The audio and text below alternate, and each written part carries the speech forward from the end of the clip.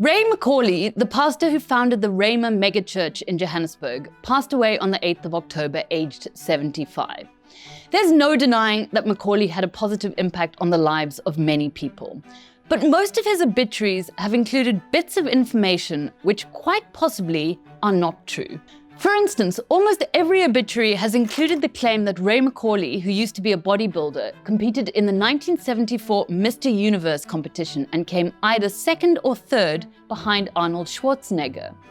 We looked into this and it's half true.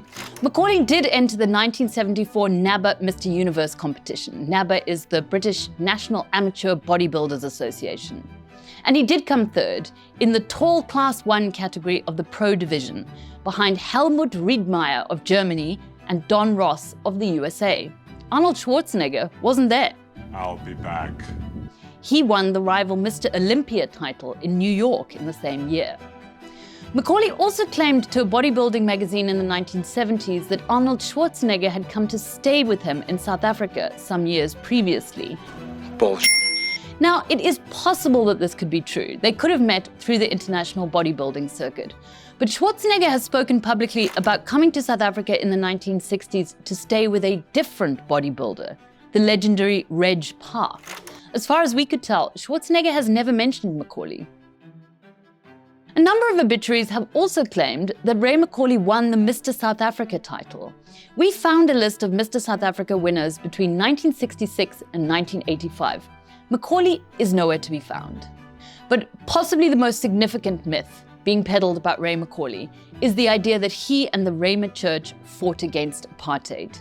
Even President Cyril Ramaphosa seems to believe this, because Ramaphosa attended Rhema's 40th birthday celebrations in 2019, in which he gave a speech telling McCauley, quote, "Since January 1979, you have been a constant and reassuring presence, taking a very strong stand against apartheid and all forms of injustice." This is simply not true. We spoke to Peter Story, the former president of the Methodist Church of South Africa and someone who was actually a thorn in the side of the apartheid government. He remembered that McCauley took out adverts in newspapers in the 80s with a slogan like, "If you're tired of politics in the pulpit, come to us." It was a direct appeal to white South Africans who were irritated by the fact that at other churches, every Sunday the pastors and priests were lecturing them about the evils of apartheid. Rhema promised not to do this. You wouldn't hear anything about what was happening in South Africa from the Rhema pulpit. And books written about the history of the church during apartheid confirm this. The charismatic church grouping in South Africa at this time was conservative to the point of being right-wing. They lobbied government to keep political parties banned until they renounced violence and to reform apartheid laws rather than repeal them. McCauley was also insistent that Nelson Mandela must publicly clarify that he was a Christian and denounce communism. By November 1990, McCauley had changed his tune, and he was part of the church conference that produced the famous Rustenburg Declaration, in which churches asked for forgiveness for their complicity with apartheid.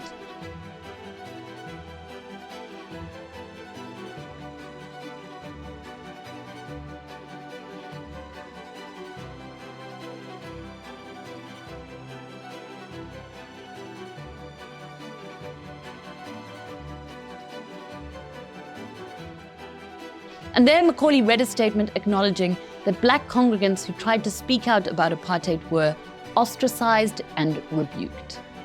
McCauley was a larger-than-life figure who grew his church into a massively profitable enterprise, drawing in hundreds of millions of rands per year. His son Josh has now taken over as pastor. The family business has been passed on.